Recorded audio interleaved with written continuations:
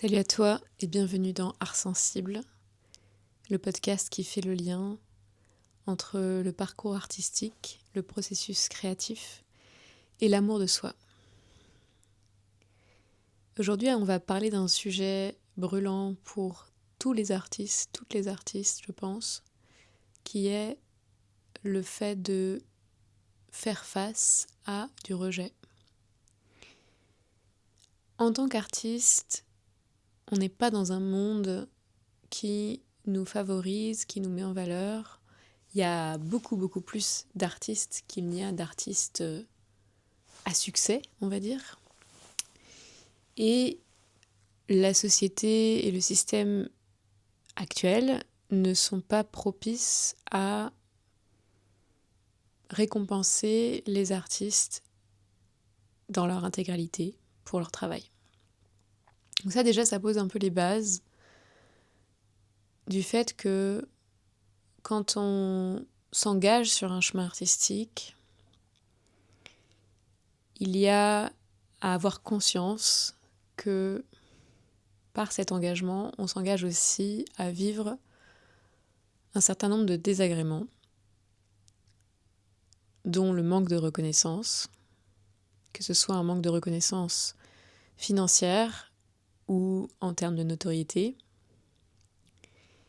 et même vivre des moments où on tente d'obtenir de la reconnaissance, où on tente d'obtenir de l'aide, de l'accompagnement, de la ressource, et où cette aide nous est refusée.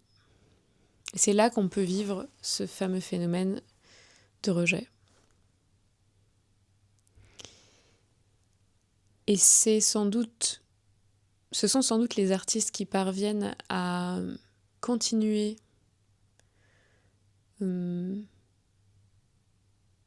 malgré ce rejet, ou à traverser les étapes, les épreuves même, je pourrais dire, qui consistent à ne pas recevoir ce qu'on voudrait recevoir et à continuer quand même. Ce sont ces artistes-là qui vont vraiment s'épanouir sur leur chemin artistique. Et dans l'écrasante majorité des cas, les artistes qui ont réussi à se faire une place, se faire une notoriété et à vivre de leur art, ont vécu ces étapes, ces épreuves avec du rejet, avec une absence de ressources ou une difficulté à obtenir de l'aide. C'est comme si ça forgeait un peu le caractère et comme si ça forgeait la vocation. Oui, il peut y avoir une vocation qui est là d'emblée, qui est là depuis longtemps, qui est là au moment où on s'engage sur le chemin artistique, mais cette vocation, elle va être mise à l'épreuve, elle va être testée un peu par la vie, par la société, par toutes ces difficultés. Et j'ai l'impression, plus j'avance sur ce chemin, plus j'ai l'impression que, entre guillemets, c'est bien, ou c'est dans l'ordre des choses, c'est dans le juste ordre des choses, d'être mise à l'épreuve de cette manière, parce que ça fait partie des choses qui vont, entre guillemets, sculpter le diamant qu'on peut être, entre guillemets, ou qu'on peut avoir entre les mains quand on a un talent.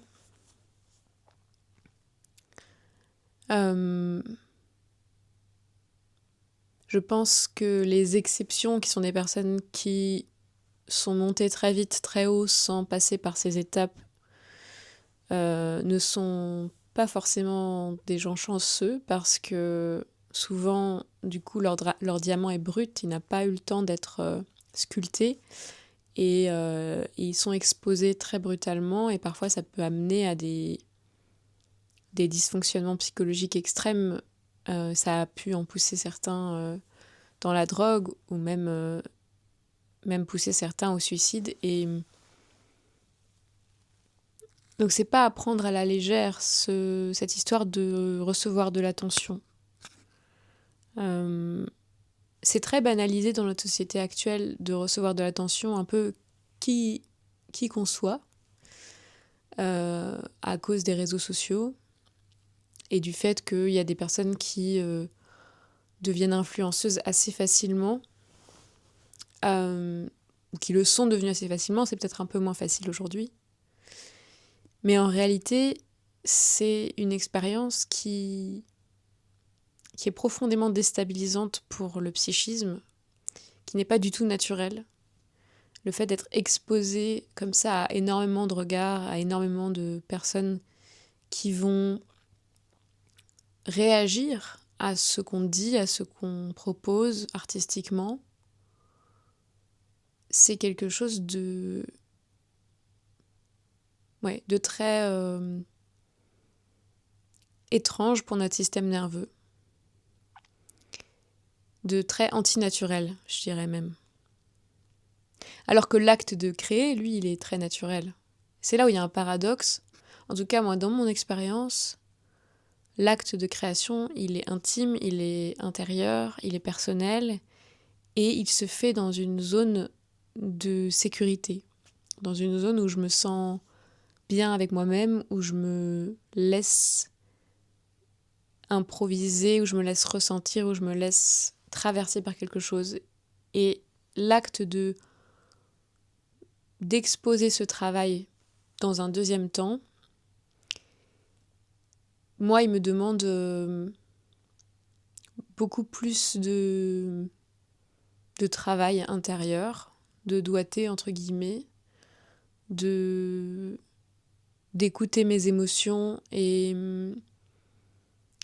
de les laisser se transformer, sachant qu'il y en a beaucoup plus et elles sont beaucoup plus complexes à partir du moment où il y a de l'interaction avec l'extérieur. Quand je suis en train de composer une chanson, par exemple, c'est très simple, entre guillemets, parce que je vais être connectée à une émotion, peut-être deux, peut-être trois, et je vais être pleinement dedans, et je vais permettre à ces émotions de se traduire en musique et en paroles. Mais quand je m'expose, par exemple, en sortant une chanson sur Internet ou en faisant un concert, là, il y a les émotions que je suis censée mobiliser pour transmettre le message que j'ai à transmettre, plus les émotions que ça me fait d'être vue dans cet acte créatif. Et je vais accentuer, je vais mettre l'accent sur l'expression être vue. Ça va faire lien avec l'épisode précédent sur oser prendre de la place. Être vue, c'est une des choses les plus difficiles, je pense, pour un être humain, parce que c'est extrêmement vulnérable. Et d'ailleurs, dans vulnérable, il y a vue. Et c'est en fait un acte où on se rend disponible, on devient réceptive, on s'offre en fait, on se donne. C'est marrant, c'est vraiment un mélange entre... à la fois on se donne et on est réceptive. C'est comme un acte d'amour. On peut faire un parallèle avec la sexualité dans le sens où il y a un don et une réception mutuelle et qui sont tout le temps dans un aller-retour. Enfin, bon, ce serait tout un sujet de parler de sexualité parce que ce regard-là que moi je pose là tout de suite sur la sexualité, c'est un regard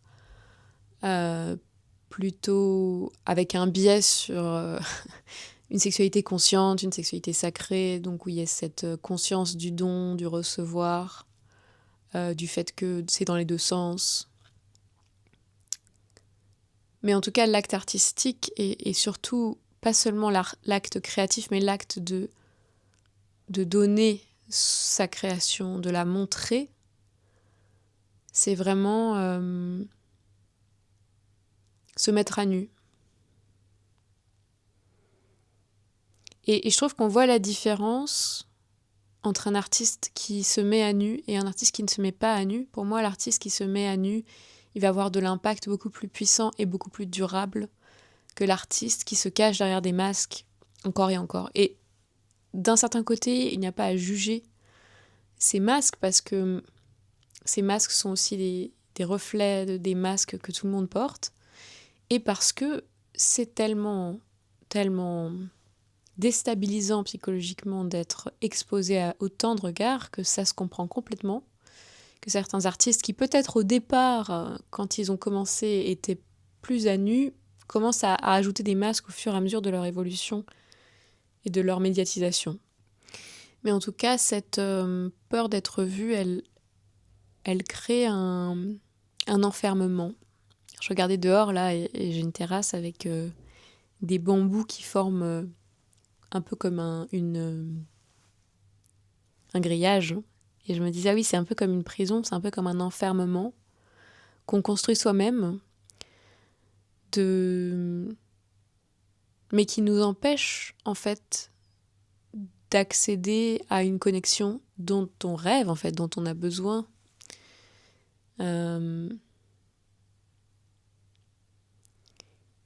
Mais effectivement, ce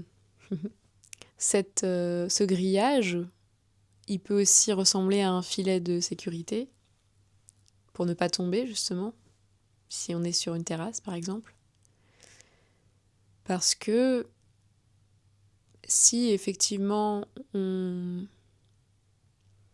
demande de l'aide, on demande du soutien et que ce soutien ne vient pas, alors on va vivre du rejet. On va se sentir rejeté, on va potentiellement être impacté dans notre estime de soi, dans notre confiance en soi, et éventuellement on va se mettre à douter de la qualité de notre projet. Enfin, il peut arriver tout plein d'émotions, tout plein de choses qu'on n'a pas envie de vivre, qui sont liées à cette expérience de rejet. Donc la conséquence de ça, c'est, si je donne mon exemple et que je prends un exemple plus précis, imaginons je candidate à un accompagnement pour artistes dans la musique. Je candidate chaque année à plusieurs accompagnements, des appels à projets, des appels à candidature. Et disons que ça fait 3 ans que je candidate au même programme d'accompagnement et que ça fait 3 ans que je reçois une réponse négative. La 4e année, soit j'ai le choix en fait, mais de manière un peu automatique, il y a des choses qui se mettent en place par protection et une chose que je vais faire par exemple, c'est je candidate mais je le fais pas avec tout mon cœur. Et quelque part, c'est un peu de l'auto-sabotage parce que quelque part, si je le fais pas avec tout mon cœur, ça va se ressentir, ça va être un peu bâclé et potentiellement ça va me desservir et une fois de plus, je vais confirmer mon rejet pour la 4e fois. Mais comme je me serais protégée en me disant de toute façon, probablement que je l'aurais pas, donc je vais pas mettre trop d'efforts, en fait ça va pas me surprendre et donc je vais pas le vivre comme quelque chose de trop intense. Là c'est par exemple une technique de protection. Une autre technique de protection contre le rejet, ce serait d'arrêter de candidater. De dire, c'est bon, ça fait 3 ans que j'essaye, ça fait 3 ans qu'ils n'en ont rien à faire de mon projet. De toute façon, à mon avis, alors là c'est toutes les histoires qu'on peut se raconter. De toute façon, à mon avis, ils prennent que des gens qui connaissent déjà, qui sont pistonnés, ou ils prennent que des gens qui ont déjà 100 000 abonnés sur les réseaux. Et c'est pas mon cas, pourquoi je perds mon temps? Je vais juste ne pas candidater. Donc cette attitude-là, elle va être plus défaitiste et elle peut aussi avoir ses avantages parce qu'on peut dire, effectivement, peut-être autant utiliser son énergie à d'autres choses si on a déterminé que les critères de sélection, ils étaient tout simplement injustes ou en tout cas, ils ne correspondaient pas à ce que moi j'ai à proposer. Mais quand même, il y a une touche, en fait, et c'est là où on sent subtilement la différence entre un choix rationnel et un rationnel, entre guillemets. Il n'y a pas de choix rationnel, mais on va dire entre une décision pesée et puis un choix qui est motivé par la peur d'une émotion, c'est-à-dire en l'occurrence la peur de ressentir peut-être une forme de colère, de tristesse, de désespoir, de doute à cause d'une situation de rejet. Pour éviter cette émotion, il peut se mettre en place des stratégies. Et donc quand en fait on est régi par notre peur de ressentir cette émotion, on n'est pas libre dans nos décisions. Et je pense que une des choses qui entrave l'épanouissement artistique, c'est cette tendance à répéter des comportements d'autoprotection. Parce que pour moi, l'autoprotection, c'est vraiment l'inverse de la démarche artistique, qui est une démarche d'apprentissage, qui est une démarche d'exemplarité, et d'exemplarité dans la vulnérabilité. C'est-à-dire que en créant une chanson, ou en écrivant un livre et en publiant cette chanson, ce livre, en faisant un concert, j'expose une part de moi, j'expose une sensibilité, et je montre à quiconque va écouter ma chanson, à quiconque va lire mon livre, que c'est autorisé, cette personne peut s'autoriser, elle aussi, à s'exprimer. Elle peut s'autoriser, elle aussi, à montrer des parts d'elle-même dont elle a eu honte pendant longtemps, qu'elle a caché pendant longtemps. Je pense que l'acte artistique est un acte de révélation. Il s'agit de révéler quelque chose. En fait, on n'invente rien. On n'est pas en train de créer quelque chose de toute pièce, d'innover. On est en train de révéler quelque chose. Et je pense que depuis la nuit des temps, c'est toujours la même chose en fait. On ne fait que révéler la nature humaine dans toutes ses dimensions. Émotionnelle, intellectuelle, spirituelle. On va vraiment comme peler peler les couches de l'oignon pour aller chercher au fond de notre humanité. Et on fait ça en allant chercher au fond de soi-même en tant qu'individu, individu unique, singulier. On va chercher dans les profondeurs, les choses inconfortables. Et on ne peut pas être dans une démarche artistique avec cette dimension-là et en même temps être constamment en train de se cacher. Je vais revenir un petit peu à moi un instant pour vous confier à quel point j'ai été en prise avec ce paradoxe. Et je le suis encore aujourd'hui, et peut-être que je le serai toute ma vie, c'est que, et je vais me contredire, j'ai dit on ne peut pas être à la fois dans l'autoprotection et dans la démarche artistique. En fait, si, on peut. Je pense que c'est plutôt une question de dosage. C'est-à-dire que il nous faut un minimum d'autoprotection pour faire face au monde dans lequel on vit.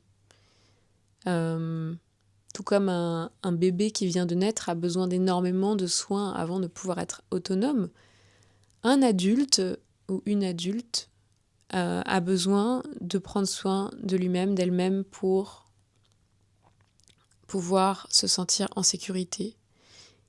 Et donc il y a un dosage à effectuer entre le soin de soi, l'écoute de soi et de ses limites d'un côté, et de l'autre côté, la capacité à s'exposer, à expérimenter la vulnérabilité, à être exemple de cette humanité ouverte, transparente, à nu, j'ai envie de dire presque à vif, presque la chair à vif, parce que cet état-là est l'état le plus propice à ce que certaines révélations se fassent. et à ce que certains changements se fassent. Et c'est là qu'on arrive au cœur, en fait, de pourquoi est-ce qu'on fait de l'art, en fait. Même si quand on commence, et même quand on continue, la plupart du temps, on ne sait pas pourquoi on le fait, et tant mieux. Mais il y a un autre endroit où on fait de l'art parce que c'est nécessaire à la société, c'est nécessaire à faire changer la société et ou à accompagner les changements sociétaux. Et le changement, c'est le moment le plus vulnérable pour le vivant. Quand on regarde les transitions entre les saisons, comment les organismes vivants doivent lutter pour s'adapter.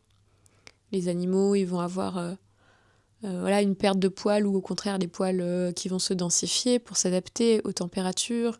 Les plantes, les feuilles des plantes vont devenir plus épaisses, vont devoir se nourrir davantage de l'eau, du soleil. Tout un tas de processus d'interaction avec l'environnement et d'adaptation à l'environnement, d'interdépendance avec l'environnement qui va permettre qu'un organisme vivant effectue un changement dans son être, dans sa manifestation, dans sa forme. Donc le changement est vraiment cette zone de transition, cette zone liminale qui est une opportunité extraordinaire pour la nouveauté, pour le renouvellement, pour amener quelque chose de différent, peut-être de meilleur, disons. Si on considère que meilleur, c'est optimal pour la santé, la vitalité, le bonheur du maximum d'êtres vivants sur Terre. Là, on part un peu loin dans la philosophie, mais en tant qu'artiste, on a un rôle à jouer dans ce moment charnière, en fait. Et je pense qu'aujourd'hui, c'est extrêmement important. Ça l'est à toutes les époques, ça l'a toujours été. Mais aujourd'hui, on est à une époque particulièrement charnière de transition entre une façon dont le monde s'est structuré, une façon dont l'humanité s'est structurée depuis, disons depuis quelques siècles, peut-être on pourrait dire depuis les débuts de ce qu'on connaît de l'humanité, et que là, il y a un point de bascule. Il y a vraiment un point de bascule. Et c'est dans ce point de bascule que on a intérêt à être roseau plus que chêne. Si vous connaissez la fable de La Fontaine, le roseau plie, mais ne rompt pas, et le chêne résiste, il finit par rompre. Et si on résiste au changement, on finit par rompre, on finit par tomber violemment. Si on est curieux, ouvert au changement, si on est flexible, si on se laisse bouger, être bougé, comme le roseau, si on s'autorise à ressentir ce que ce vent du changement génère à l'intérieur de nous et à accueillir ce ressenti, en fait, on gagne énormément d'énergie et de puissance. Pour revenir un petit peu à ce que je disais sur le rejet, puis après on va terminer sur ça, je pense que comme toutes les choses qui peuvent nous déclencher émotionnellement, nous déranger, le rejet est une opportunité pour l'artiste, pour n'importe qui d'ailleurs. L'artiste n'est qu'un exemple. C'est une opportunité de toucher du doigt cet endroit en nous qui est curieux, qui a envie d'apprendre, qui a envie de comprendre, qui a envie de ressentir aussi, et qui ne hiérarchise pas les émotions entre bonnes et mauvaises, et qui ne va pas dire « non, je refuse cette émotion », qui va dire « ok, là j'ai une émotion qui est désagréable, qui a une certaine sensation dans mon corps. Et si j'allais vers cette émotion, et si j'allais investiguer par l'expérience, par le ressenti, ce que cette émotion raconte, et c'est par cette aller vers, c'est par cette plongée dans l'émotion que je vais devenir autre chose, que je vais me transformer. Peut-être que je vais aussi être inspirée pour créer, pour aussi recevoir comme des réponses ou des nouvelles questions. Et je crois que ça a beaucoup, beaucoup de valeur. Donc je vous encourage vivement, si vous êtes sur un chemin artistique, et même si vous n'êtes pas dans l'idée que vous êtes artiste, même si vous n'avez pas cette impression, si vous écoutez, si vous êtes encore là, c'est qu'il y a quelque chose en vous qui résonne avec ce que je raconte. Voilà, je pense que j'ai bien malaxé le sujet du jour. Je suis vraiment contente de reprendre ces épisodes, de reprendre avec cette saison 2. J'ai nommé cette saison 2. Je n'avais pas forcément pensé à ça la dernière fois que j'ai enregistré. Mais là, je vois bien que c'est quand même une énergie différente.